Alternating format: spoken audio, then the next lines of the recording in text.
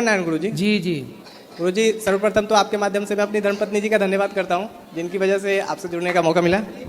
और गुरु जी 4 साल हुआ आपसे जुड़े हुए, और ये मेरा तीसरा पोथी पाठ है ये, और हम चाहते हैं कि हर साल कम से कम एक पोथी पाठ अपने पूर्वजों के नाम से करवाएं। और गुरु जी कहना चाहते हैं कि एक तो गुरु मंत्र आपसे हमने लिया है जो भगवत प्राप्ति के लिए दिए हैं, और एक दूसरा जो आप गुरु मंत्र व्यासपीठ से जो कहते हैं कि हाँ अपने कमाई से 5% बचाओ पुण्य करने के लिए, तो मैंने पहले 2 साल 5% बचा के लाए थे, तो दूसरा साल मुझे यहाँ की सेवा देखकर लगा कि 5% कम हो रही है, तो मैंने अभी इस बार 10% बचा के लाए हैं, लेकिन अभी भी लग रहा है कि मुझे 10% कम लग रहा है इधर। ना आपने ये जो भाव रखा है यही बहुत है।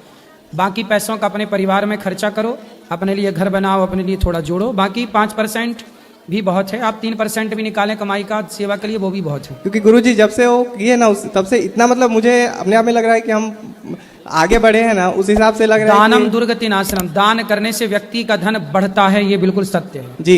मेरे साथ वही हो रहा है मेरे साथ, मतलब मैं इसमें का गवाह हूँ। सामने से 4 साल में जो 5% से आज मैं 10% बचा रहा हूँ, सब करके, ये नहीं कि मैं पेट काट के चाहे किसी को कम करके, नहीं, सब करने के बाद मैं 10% बचा रहा हूँ। लेकिन यहाँ की सेवा आपका भाव देख करके लग रहा है कि वो 10% भी कम है। आशीर्वाद दीजिए अगले साल आए तो मैं 15% करके आऊँ, ताकि थोड़ा और माताओं का सहायता कर सकूँ। जरूर जरूर जी। और गुरु जी मेरा एक कहना था कि शिव चर्चा क्या है, शिव जी का चर्चा का अर्थ क्या है? कुछ लोगों ने देखो मनमाने ढंग से भगवान शिव चर्चा के नाम से गलत ही प्रचार चल रहा है। जी गुरु जी। भगवान शंकर की कथा यदि है, भगवान शिव के बारे में विशेष बातें हैं, तब तो ठीक है, वरना मनमाने आचरण को अपनाने वाले लोग गलत बहुत ज्यादा हो रहे हैं गुरु जी। इसके लिए हम बताना चाहते थे, क्योंकि वो लोग क्या बोलते हैं कि वो लोग सिर्फ 3 ही बात बोलते हैं कि दया करो, राम जप करो और मांगो। जी जी जी, बैठो बैठो, वहाँ बैठो। दया मांगो, जप करो, ओम नमः शिवाय का जप करो। लेकिन मुझे जहाँ तक जानकारी है कि ओम नमः शिवाय का मंत्र महामंत्र है, कोई ये ऐसे मंत्र नहीं है, वो गुरु के द्वारा प्राप्त होने के बाद ही वो मंत्र जपना चाहिए। लेकिन अगर उन लोग को बोलते हैं तो वो लोग मतलब हमारे ऊपर उल्टा ये करने लगते हैं, बोलते हैं तुम लोग गुरु के चक्कर में पड़ गए हो, बाबा जी के चक्कर में पड़ गए। वो 2 मनुष्य का नाम लेते हैं, जो कि मैं नाम नहीं लेना चाहता हूँ व्यक्तिगत रूप से। वो बोलते हैं कि उनका जप करो, उनके द्वारा दिया गया मंत्र है वो जपो, ओम नमः शिवाय। तो जब हम बोले जो ओम नमः शिवाय हम तो नहीं जप सकते, क्योंकि गुरु ने हमारे मंत्र बोले मनुष्य का मंत्र मत लो। हम बोले तो वो कौन सा मनुष्य है, भगवान है, वो भी तो मनुष्य ही है ना जिनका आप प्रचार कर रहे हैं। तो मतलब हमसे उल्टा ये होने लगते हैं। ओम नमः शिवाय का जाप तो करना ही चाहिए, सबको करना चाहिए, इसमें कोई बुराई नहीं है।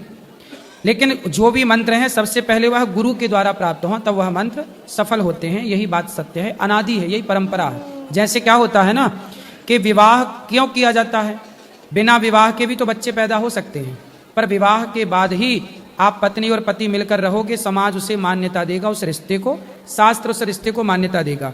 उसी प्रकार जैसे विवाह एक प्राचीन परंपरा है, ऐसे गुरु मंत्र, जैसे विवाह के बाद स्त्री पुरुष का सदा के लिए पति पत्नी का रिश्ता जुड़ जाता है, उसी तरह गुरु मंत्र लेने के बाद ही भक्त और भगवान का रिश्ता मान्य होता है।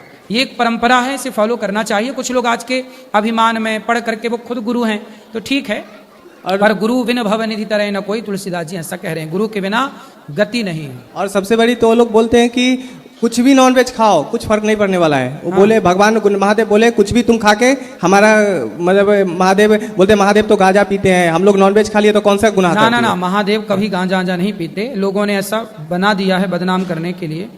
भगवान शिव राम नाम का रस पीते हैं, हलाहल विष पीते हैं। चिलम लेकर शंकर जी को जो बनाया है तस्वीर, ये सब यही तो है।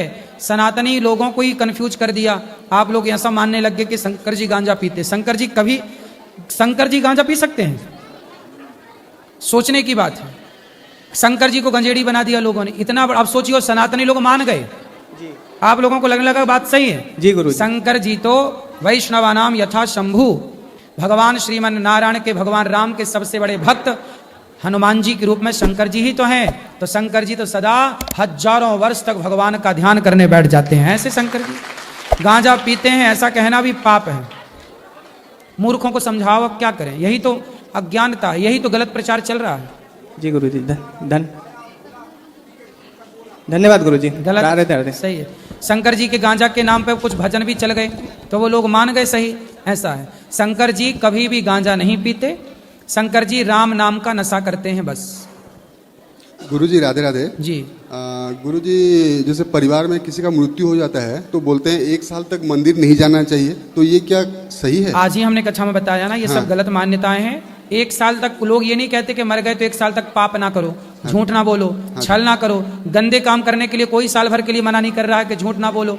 मंदिर जाने से मना कर रहे हैं। क्यों भैया? मंदिर जाने से क्या हो जाएगा? जाना तो अच्छा है, मंदिर जाने से ना शांति मिलती है। भगवान के पास जाने अब से तो ये अच्छा है। यही अज्ञान है। ये पता नहीं हमारे सनातनियों के पास इतना अज्ञान क्यों आ गया, कहां से आया। हम कभी इतने अज्ञानी नहीं थे सनातनी लोग। विश्व गुरु था ये, आज बताइए जरा जरा से ज्ञान के लिए मोहताज हो गया।